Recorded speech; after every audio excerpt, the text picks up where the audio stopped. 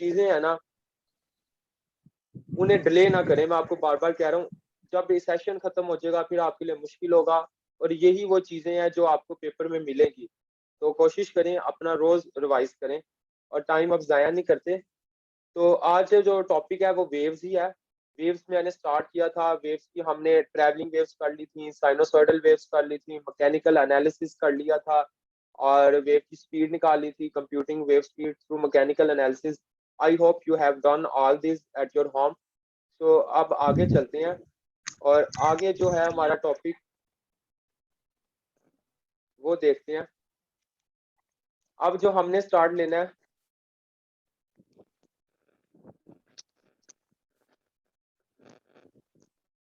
ये लेक्चर 4 के जो है वो टॉपिक आज के हैं। तो जो सबसे पहला टॉपिक है आज का, वो है वेव इक्वेशन पे। हमने जो लास्ट टाइम किया था वो था वेव स्पीड, और वो वेव स्पीड थी मैकेनिकल एनालिसिस के जरिए। याद रखना, किसी भी ट्रांसवर्स वेव जो है या मैकेनिकल जो वेव है, उसकी स्पीड जो है वो उसके मीडियम पे डिपेंड करती है। ये आपको पता होना चाहिए कि वेव की स्पीड वेव के मीडियम पे डिपेंड करती है। किसकी? मैकेनिकल वेव की। ये एमसीक्यूज के लिए आपको बता रहा हूँ। लेकिन जो आपके पास इलेक्ट्रोमैग्नेटिक वेव है, जिसमें आपके पास मुख्तलिफ इलेक्ट्रोमैग्नेटिक वेव्स हैं, उनकी स्पीड जो है वो आपके पास स्पीड ऑफ लाइट होती है। तो वो स्पीड ऑफ लाइट है आपके पास, वो आपके पास दो चीजों पे डिपेंड करेगी। वो हम मैक्सवेल इक्वेशन पेपर 2 में देखेंगे। वो एप्सिलॉन नॉट और जो है परमिटिविटी ऑफ फ्री स्पेस, इस पे डिपेंड करती है।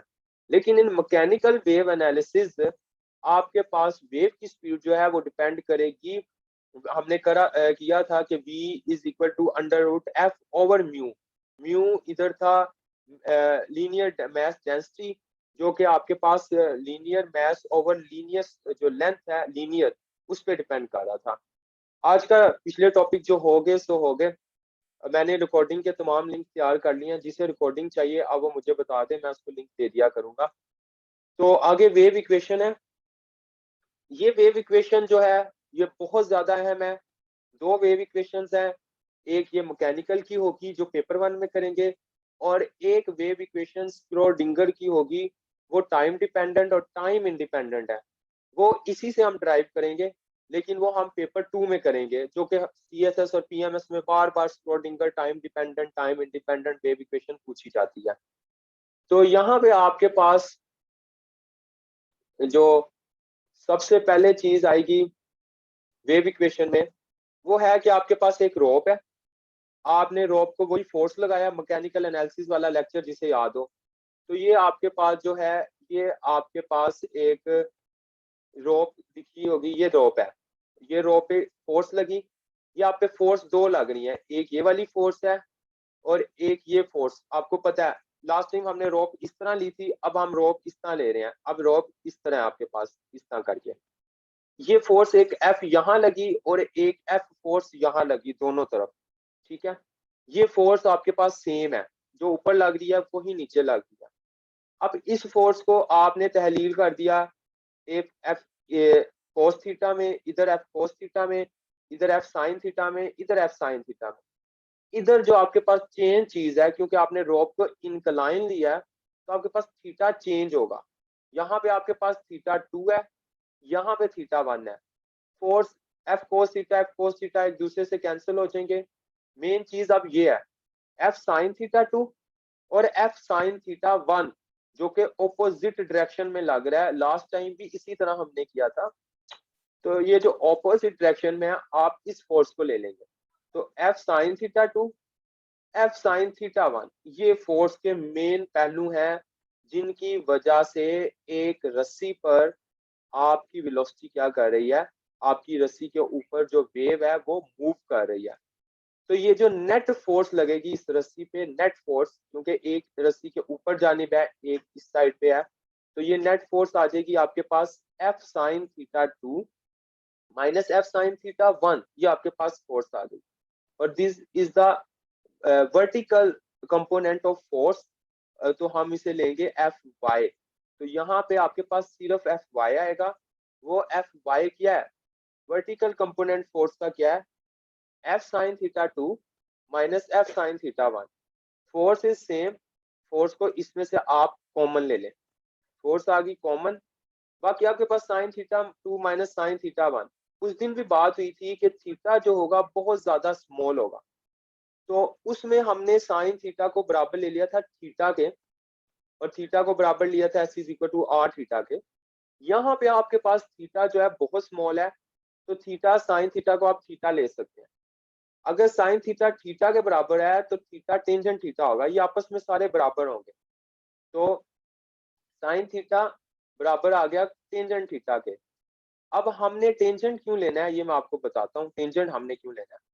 ये आपके पास tangent theta 2 minus tangent theta 1 आ गया, साइन थीटा से रिप्लेस हो गया क्योंकि थीटा बहुत स्मॉल था। अब इसमें से आपके पास जो चीज कॉमन आ गई वो आपके पास कॉमन आ गई फोर्स।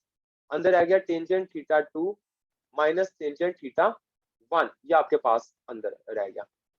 अब ये चेंज है और ये चेंज बहुत स्मॉल है, ये चेंज जो है आपके पास बहुत स्मॉल है। तो आपको पता है जो स्मॉल चेंज होता है उसे हम ये जो डेल्टा है इससे लिखते हैं, ये बहुत स्मॉल चेंज को शो कर रहा है, तो ये डेल्टा से हमने लिखा। तो डेल्टा टेंजेंट थीटा ये आपके पास आ गया। अब ये y कंपोनेंट पे फोर्स लग रही थी, अब y कंपोनेंट पे जब फोर्स लगेगी तो Newton second law of motion जो है वो कहेगा F is equal to delta M A Y. Delta M मैंने आपको बताया था ये मैस यूनिट है, इंतहाई स्मॉल लेंथ का ये मैस है, इसी वजह से तो एंगल इंतहाई स्मॉल है और इसी वजह से लेंथ भी बहुत छोटी है। तो आपके पास एफ वाई जो है वो आ गया डेल्टा एम ए वाई। इन दोनों को आप कंपेयर कर लें तो आपके पास आ गया F delta tangent theta is equal to delta M A Y acceleration at Y component, क्योंकि फोर्स भी वाई कंपोनेंट पे है। ये आपके पास आ गया यहाँ पे, यहाँ से फोर्स को नीचे ले जाए, म्यू ओवर एफ आ गया। ये म्यू ओवर एफ क्यों इस काम ले रहे हैं, क्योंकि आपको पता है velocity is equal to under root F over mu के बराबर है। तो इस चीज के लिए हम म्यू ओवर एफ को एक जगह कर रहे हैं जो कि 1 ओवर वी स्क्वायर हो जाएगा बाद। अब देखें आपके पास इधर टेंजेंट थीटा है और इधर ए वाई है। अब ये जो टेंजेंट थीटा है आपको पता है टेंजेंट थीटा होता है परपेंडिकुलर ओवर बेस। अब यहाँ पे आप डायग्राम देखें तो आपके पास परपेंडिकुलर जो है वो डेल्टा वाई है, परपेंडिकुलर क्या है वाई कंपोनेंट है डेल्टा वाई, और आपके पास हॉरिजॉन्टल कंपोनेंट यानी बेस क्या हुआ है delta X, delta Y over delta X. तो आपके पास टेंजेंट थीटा बराबर आ गया delta Y over delta X perpendicular over base, हमने इसलिए टेंजेंट थीटा लिया था।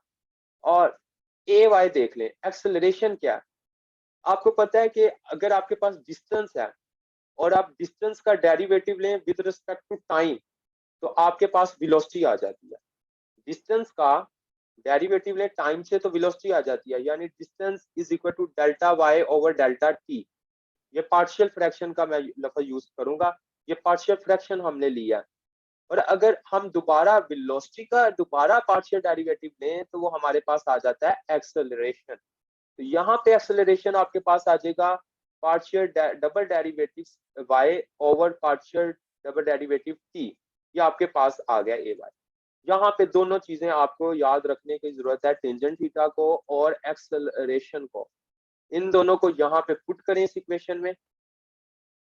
अब ये आपके पास पार्शियल, ये जो आपके पास था जो चेंज है डेल्टा, इसका आप डेरिवेटिव इसको फिर अंदर मल्टीप्लाई करेंगे partial derivative y over x से, तो आप ये डबल डेरिवेटिव हो जाएगा।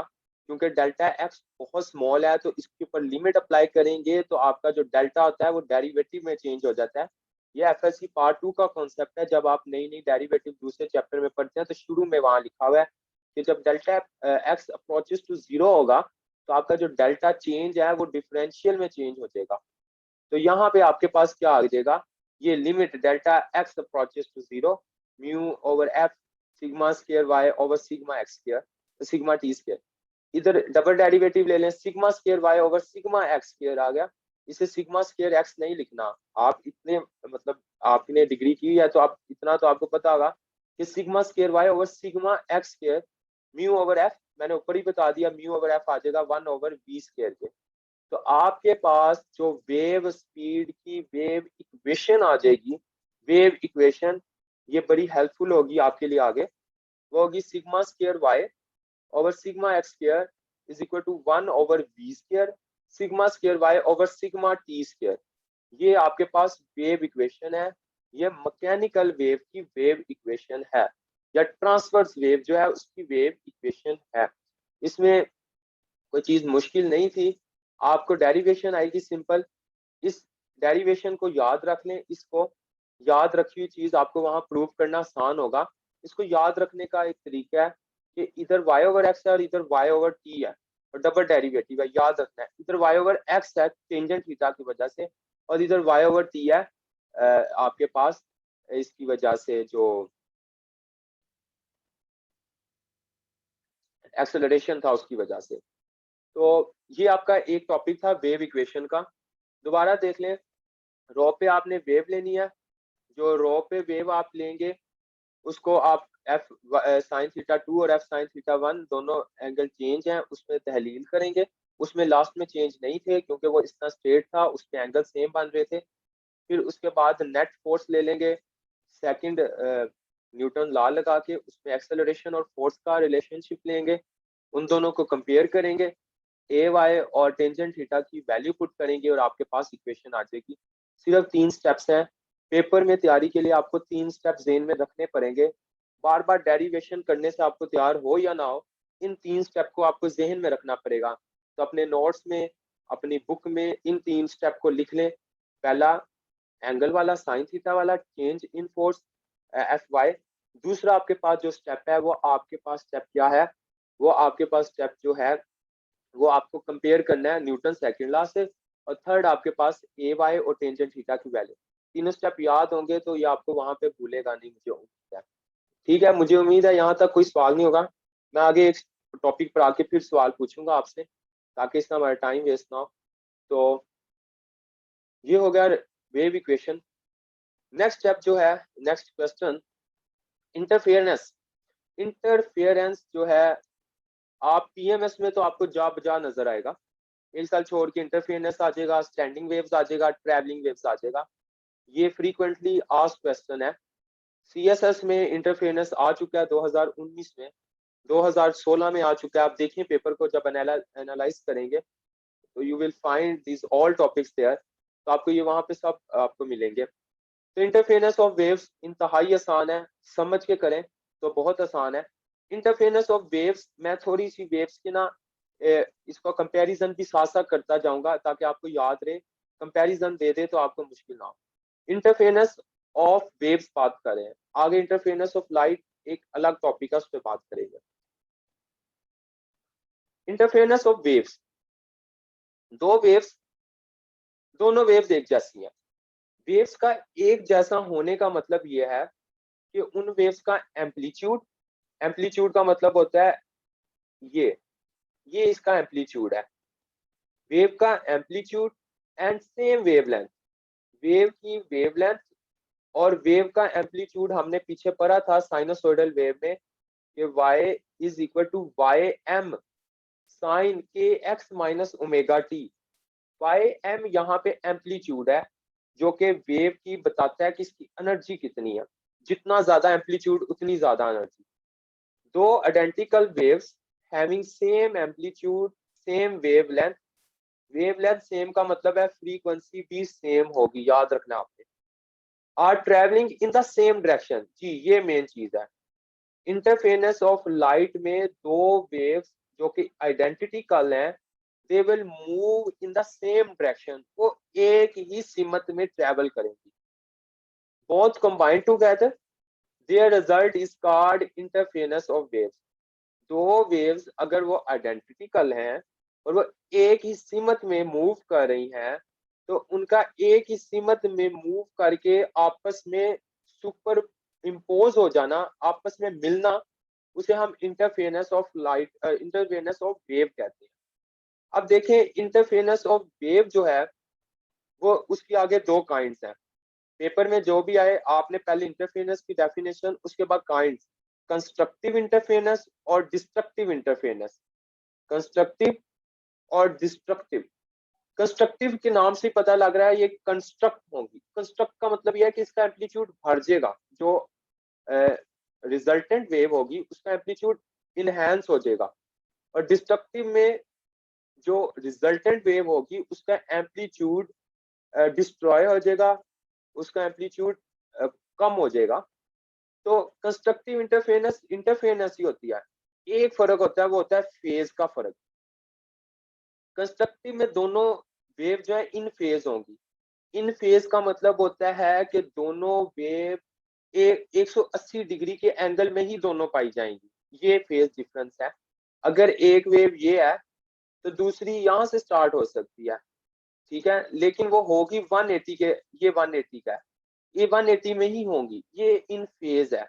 तो कंस्ट्रक्टिव में इंटरफेरेंस होगी, दोनों आइडेंटिकल होंगी, दोनों एक ही डायरेक्शन में जाएंगी। इंटरफेरेंस में डायरेक्शन सेम रहेगी, एक ही डायरेक्शन, लेकिन ये इधर कंस्ट्रक्टिव में इन फेज होंगी। और कंस्ट्रक्टिव जो है ना आपके पास, कंस्ट्रक्टिव में ये आपके पास आउट फेज हो जाएंगी या आउट ऑफ फेज हो जाएंगी। अगर एक वेव 0 से स्टार्ट हो रही है तो दूसरी 200 से स्टार्ट हो सकती है, 200 डिग्री से। यानी दोनों में जो आपके पास फेज डिफरेंट है, फेज डिफरेंस जो दोनों में होगा वो 180 एंगल से भरा होगा। वो कंस्ट्रक्ट डिस्ट्रक्टिव होगी जब आपके पास फेज एंगल दोनों का डिफरेंस 180 से ज्यादा होगा। और कंस्ट्रक्टिव वो होंगी जिसमें फेज डिफरेंस आपके पास 180 के अंदर अंदर होगा, जैसे ये मिसाल दी गई है। तो दोनों इंटरफेरेंस एक ही चीज है, दोनों आइडेंटिकल होंगी, दोनों वेवलेंथ सेम होंगी, दोनों जो है फ्रीक्वेंसी एक जैसी रखेंगी, दोनों एक ही डायरेक्शन में मूव करेंगी। डायरेक्शन मेन चीज है, बट एक इन फेज होगी, एक आउट फेज होगी। ये आपको समझ आ गई होगी। ये आपके पास डिस्ट्रक्टिव है, ये क्रस्ट है, एक वेव का क्रस्ट दूसरे के ट्रफ पे आ गया तो दोनों एक दूसरे को कैंसिल कर देंगी और आपके पास रिजल्टेंट एक खाली वेव बन जाएगी इस तरह करके, जिसका एम्पलीट्यूड बिल्कुल 0 होगा। Analytical treatment, mathematical expression, mathematical verification of constructive and destructive. आप किसी तरह भी हेडिंग दें, थोड़ी एक्सप्लेनेटरी, थोड़ी भरी हेडिंग दें, क्वेश्चन मार्क डालें कि what what is the mathematical relationship of constructive interference, और फिर डिस्ट्रक्टिव इंटरफेरेंस, दोनों को आप लिखेंगे। अब देखिए आपके पास एनालिटिकल ट्रीटमेंट क्या है, बहुत आसान है, समझ लें। दो वेव्स हैं आपके पास, एक y1 है, दोनों साइनोसॉइडल वेव्स हैं, एक y2 है। y1 is equal to ym sine kx minus omega T minus theta 1 minus five 1। ये आपके पास एक फेज एंगल है, ये दूसरा फेज एंगल है। एंगल दोनों का है, लेकिन एंगल दोनों का चेंज है, लेकिन ये हम पे डिपेंड करता है हम इन फेज लेंगे या आउट फेज लेंगे। ये एंगल दोनों का चेंज है। अब देखिए दोनों एक ही डायरेक्शन में मूव कर रही हैं, मुझे कैसे पता लगा? ये kx माइनस ओमेगा टी, ये माइनस जो है, ये माइनस आपको बता रहा है कि ये पॉजिटिव एक्स डायरेक्शन में जा रही है। मैंने आपको लास्ट लेक्चर में बताया था कि जब वेव पॉजिटिव डायरेक्शन में जाएगी एक्स में, तो यहाँ पे आप माइनस आएगा, कि एक्स माइनस ओमेगा टी, हमने प्रूव किया था। और जब वो नेगेटिव एक्स डायरेक्शन में जाएंगी तो आपके पास यहाँ पे प्लस आना आएगा। अब दोनों एक ही डायरेक्शन में जा रही हैं, इंटरफेरेंस की निशानी है कि both are moving in same direction. You can take positive x axis और negative x axis, it depends upon you, लेकिन आप बुक को फॉलो करें। तो y1 is equal to ym sine k x minus omega t negative x direction में। तो दूसरी wave ym same amplitude है, k x minus omega T minus five t, omega same है, फ्रीक्वेंसी सेम है, के आपको पता है वेव नंबर होता है 2 पाई ओवर लैम्डा, ये के भी सेम है, तो लैम्डा भी सेम है। तो बस फर्क इस चीज में आपके पास एंगल में, फेज एंगल में, एंगल दोनों का जो एंगल शुरुआती एंगल होगा उधर। रिजल्टेंट वेव लेना है, दोनों को ऐड कर दें, y is equal to y1 plus y2, क्योंकि दो वेव सुपर इम्पोज होंगी। तो आपके पास अब दोनों वेव को ऐड किया, साइन ये आ गया, साइन आपके पास ये आ गया। अब दो साइन ym इनमें से कॉमन आ गया, ym आपने ले लिया कॉमन। अब आपके पास साइन, फॉर एग्जांपल ये साइन a हो गया और ये साइन b हो गया। अब इसके पास मैथ का आपके पास फॉर्मूला है, ये आपने फर्स्ट ईयर में ट्रिग्नोमेट्री में पढ़ा था। Sine A plus B is equal to 2 sine A plus B divided by 2, student भूल जाते हैं, cos a minus B over 2, ये आपके पास आ गया। Sine A plus B over 2 cos a minus B over 2, ये फॉर्मूला है। इस फॉर्मूले को यहाँ अप्लाई करें, प्लस माइनस कर लें, इसमें इशू नहीं है, आपको डेरिवेशन खुद अभी करनी है लेक्चर के बाद। तो ये आपके पास एट द एंड जो रिजल्ट आएगा वो आपके पास ये आ जाएगा, sign k x minus omega T. Phase दोनों एंगल ऐड हो गए हैं, फेज, ये फेज चेंज नहीं है, ये फेज डिफरेंस नहीं है, क्योंकि दोनों ऐड हुए हैं। आपके पास फेज चेंज जो है वो ये है, फ्लक्स फाई 2 माइनस फाई 1, ये फेज चेंज आपके पास, ठीक है ना। तो आपके पास 2 sign k x minus omega T minus, ये आपने इसको इससे लिख लिया। बाकी आपके पास कोस डेल्टा फेज शिफ्ट जो भी है डिवाइडेड बाय 2, ये आपके पास आ गया। ये आपके पास अब फाइनल इक्वेशन आ गई इंटरफेरेंस की। अभी हम डिसाइड करेंगे कंस्ट्रक्टिव क्या आती है, डिस्ट्रक्टिव क्या आती है।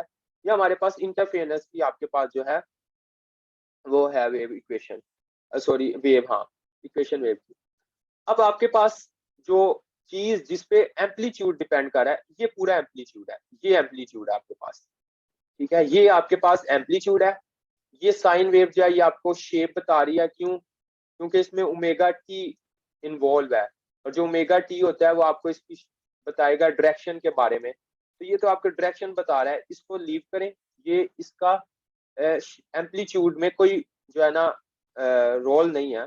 किरदार एम्पलीट्यूड में जिसका है वो ये आपके पास 2 cos phase change divided by 2। 2 constant है, मेन चीज आपके पास है cos phase change divided by 2। अब ये चीज समझ लें। अब देखिए आपके पास एम्पलीट्यूड मैक्सिमम होगा तो आपके पास ये कंस्ट्रक्टिव होगी, ठीक है ना। और अगर आपके पास एम्पलीट्यूड ये चीज मिनिमम होगी तो ये डिस्ट्रक्टिव होगी। अब इस फैक्टर को देखें तो एम्पलीट्यूड मैक्सिमम तब होगा जब आपके पास ये चीज मैक्सिमम होगी, और ये चीज मैक्सिमम तब होगी जब आपके पास एंगल जो है वो इस तरह का हो कि कोज मैक्सिमम हो, और कोज मैक्सिमम वैल्यू होती है +-1। और कोज +-1 कब होता है, जब आपके पास एंगल, ये वाला एंगल जो है ये बराबर हो 0 के, 180 डिग्री के, 360 डिग्री के, इस तरह करके आपके पास ये एंगल हो तो कोस क्या होता है, मैक्सिमम +1 या -1 होता है। अब ये आपके पास डेल्टा एंगल ओवर 2 था, फेज चेंज तो इसमें ये है, फेज शिफ्ट तो आपके पास ये है, ये 2 को वहां मल्टीप्लाई कर दो तो 2 0 से हुआ 0, 2 पाई से हुआ 2 पाई, ये मैंने काटा हुआ, ये नहीं आना था, बुक वाले ने थोड़ी गलती किया।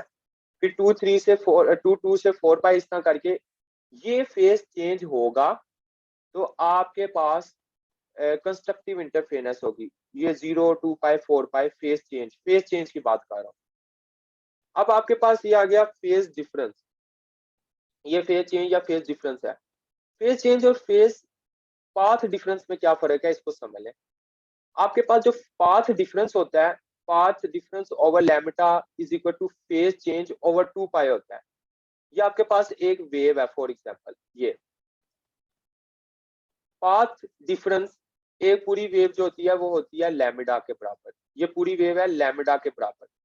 तो ये पाथ डिफरेंस ओवर लैम्डा, ये पाथ डिफरेंस हो गया। और इस पूरी वेव के अंदर फेज चेंज कितना है, ये 180 डिग्री और ये 180 360 डिग्री। तो path difference over lambda is equal two phase change over 2 पाई के बराबर आ गया, ठीक है ना, क्योंकि ये पाथ डिफरेंस लैम्डा के बराबर और फेज चेंज 2 पाई के बराबर आ गया, 360 डिग्री के बराबर है। तो यहां से आपके पास फेज चेंज आ गया 2 pi over lambda into path difference, ये वाला फॉर्मूला यहां से निकला है। तो आपके पास फेज चेंज आ गया 2 pi over lambda into path difference. अब यहाँ पे आप फेज डिफरेंस पुट करें, पहले फेज डिफरेंस 0 पुट करें तो पाथ डिफरेंस निकालते जाएं, इधर 0 पुट करें, लैम्डा 0 से मल्टीप्लाई हो गया, 0 हो गया। फिर आप 2 पाई पुट करें, 2 पाई से 2 पाई कट गया, बाकी लैम्डा रह गया। तो आपके पास पाथ डिफरेंस आ गया 0 लैम्डा, 2 लैम्डा, 3 लैम्डा, 4 लैम्डा। तो ये पार्ट डिफरेंस m आप इसे कंसीडर कर ले और m यहाँ पे बराबर है 0 1 2 3 के, तो आपके पास ये पार्ट डिफरेंस आ गया। तो पार्ट डिफरेंस जब m लैम्डा होगा तो आपके पास कंस्ट्रक्टिव इंटरफेरेंस होगी, या आपके पास जब फेज डिफरेंस 0 2 पाई 4 पाई 6 पाई होगा तो आपके पास तब भी कंस्ट्रक्टिव इंटरफेरेंस होगा। ये आपके पास कंस्ट्रक्टिव इंटरफेरेंस था, आसान था। सबसे पहले आपको ये वाली इक्वेशन प्रूव करनी थी, इसमें से आपने ये प्रूव करना था, ये आपका एम्पलीट्यूड है। एम्पलीट्यूड में से फेज डिफरेंस निकालें कि फेज डिफरेंस क्या हो कि मैक्सिमम आपके पास एम्पलीट्यूड है, तो वो ये है, क्योंकि आपको पता है ये 0 2 पाई 4 पाई एंगल पे ही आएगा। और पावर डिफरेंस आपका एम लैम्डा हो तो पावर डिफरेंस एम लैम्डा या फेज डिफरेंस 0 2 पाई 4 पाई होगा तो आपके पास कंस्ट्रक्टिव इंटरफेरेंस होगी। अब हम आते हैं डिस्ट्रक्टिव पे। आपके पास डिस्ट्रक्टिव इंटरफेरेंस में वही दोबारा आपके पास जो है ये चीज है आपके पास। अब आपके पास कंस्ट्रक्टिव डिस्ट्रक्टिव कब होगी? डिस्ट्रक्टिव आपके पास तब होगी जब ये आपके पास हो जाएगा 0, एंगल क्या हो जाएगा, जब ये पूरी वैल्यू क्या हो जाएगी 0। और पूरी वैल्यू 0 कब होगी? जब आपके पास एंगल होगा 90 डिग्री, 270 डिग्री, 540, इस पे आपके पास कोस क्या हो जाता है, 0 हो जाता है। ये 2 को वहां मल्टीप्लाई किया तो वो क्या फेज डिफरेंस होगा जिस पे डिस्ट्रक्टिव इंटरफेरेंस होगी? वो फेज डिफरेंस दो वेव्स में ये होना चाहिए, पाई 3 पाई 5 पाई 7 पाई, ये आपके पास फेज डिफरेंस होना चाहिए। ये आपके पास फेज डिफरेंस होगा। इसी फेज डिफरेंस को इस इक्वेशन में पुट करके पावर डिफरेंस वाली में आप क्या निकाल सकते हैं, आप इससे पावर डिफरेंस निकाल सकते हैं और वो आपके पास आ जाएगा एम, ये आएगा पावर डिफरेंस। या आप खुद निकालेंगे, मैंने जैसे ऊपर समझाया वैसे ही नीचे आपने निकालना है। Lambda over 2, 3 lambda over 2, 5 lambda over 2। तो इसको हम लिख सकते हैं m प्लस हाफ लैम्डा, और यहाँ पे m की वैल्यू वही है 0 1 2 3 4 5 से लेकर आगे तक जो वैल्यू है वो होगी इसकी। ये पावर डिफरेंस ये होगा तो डिस्ट्रक्टिव इंटरफेरेंस, पावर डिफरेंस ये होगा तो कंस्ट्रक्टिव इंटरफेरेंस। ये इंतहाई अहम टॉपिक है, इसमें इतना मुश्किल काम नहीं है। आपको मैंने सारा इन्स एंड आउट्स के बता दिए हैं और आपने इसे करना कैसे है वो भी मैंने आपको बता दिया। तो ये था interference of light wave. Kindly सवाल पूछ लें जो इससे रिलेटेड सवाल हो, जो अभी पर है। कोई सवाल है किसी का तो काइंडली मुझसे पूछ ले प्लीज। सर मेरा क्वेश्चन है, तो सर जी डेरिवेशन तो सारी समझ आ गई है, मुझे ना आप ये क्लियर कर दें कि बेसिकली जो डेफिनेशन है थ्योरेटिकल तो एक्सप्लेन आपने बहुत अच्छा किया कि what is difference between phase difference and path difference. Phase difference और पार्ट डिफरेंस ये देखिए मैंने आपको अभी बताया। फेज डिफरेंस दो वेव्स के एंगल का डिफरेंस है, पाथ डिफरेंस दो वेव्स के वेवलेंथ का डिफरेंस है, और they are directly proportional to each other. इधर मैंने आपको बताया भी है कि path difference over wavelength, path difference, path दरअसल लैम्डा होता है, ठीक है, किसी भी वेव का डिस्टेंस जो होता है उसका वेवलेंथ होता है। तो पाथ डिफरेंस ओवर लैम्डा ये आपका जो है पाथ डिफरेंस है, वो जो मेजर किया जाता है वो वेवलेंथ में मेजर किया जाता है। ये बराबर होगा phase difference divided by angle. तो एक पाथ डिफरेंस लैम्डा के बराबर होता है और एक फेज डिफरेंस जो होता है वो 360 डिग्री के बराबर होता है। तो ये आपको दोनों इक्वेट कर दिए, दोनों बराबर होते हैं। आई समझ के नहीं? ये मैंने आपको डायग्राम के आगे थ्रू समझ समझाया भी है। हाँ, डायग्राम को देखें। This is path difference over lambda, one path difference is equal to one lambda. Okay, तो one path difference over lambda is equal to 1, ये 1 के बराबर आ गया। इसी तरह मैं प्रूव करके डिटेल नहीं बताना चाह रहा था, इतना जरूरी नहीं। ये आपके पास phase change, one phase change is equal to 360 degree. तो 1 is equal to 1 phase change over 360। 1 1 दोनों को इक्वल बराबर ले लें, 1 1 के इक्वल है, दोनों कंपेयर कर लें, और path difference over lambda is equal two phase shift divided by 2 पाई आ गया। ठीक है ना जी? होपफुली आपने मेरा पॉइंट हासिल कर लिया होगा। Next sir topic. ये एक क्वेश्चन आता है पेपर में कि ग्रुप वेलोसिटी और फेज वेलोसिटी में क्या फर्क है, तो वो सर टॉपिक इधर कुछ आपकी आवाज नहीं सही आ रही, प्लीज। सर ग्रुप वेलोसिटी और फेज वेलोसिटी में क्या डिफरेंस है? ये किसमें? टॉपिक कहाँ पे है? फेज वेलोसिटी और ग्रुप वेलोसिटी? Yes sir. या मैंने आपको बताया भी था बार बार कि मैं फेज वेलोसिटी और ग्रुप वेलोसिटी पेपर 2 में कराऊंगा आपको। ये 15-20 मिनट का टॉपिक है और मैंने आपको वहां बताया भी था कि फेज वेलोसिटी, एक जो वेव है उसकी जो वेलोसिटी है वो फेज वेलोसिटी है, ठीक है ना। एक वेव की वेलोसिटी फेज वेलोसिटी है, इसमें एंगल इन्वॉल्व नहीं है। एक वेव की वेलोसिटी फेज वेलोसिटी है, लेकिन जो स्क्रोडिंगर था वो कहता था वेव्स की वेलोसिटी निकालने के लिए आपको वेव पैकेट की फॉर्म में मूव करती है, बंडल ऑफ वेव्स मूव करते हैं। उस बंडल ऑफ वेव्स को उसने एक पैकेट करार दिया था, उस पैकेट की वेलोसिटी को हम कहते हैं ग्रुप वेलोसिटी। ये एक पूरा टॉपिक है, इसको हम डी ब्रोगली के टॉपिक के बाद पेपर 2 में करेंगे, ठीक है ना। मैंने ये वहां बताया भी था आपको, ठीक है जनाब जी। नेक्स्ट। सर ये क्वेश्चन पेपर 1 के साथ हो रहा था। क्या?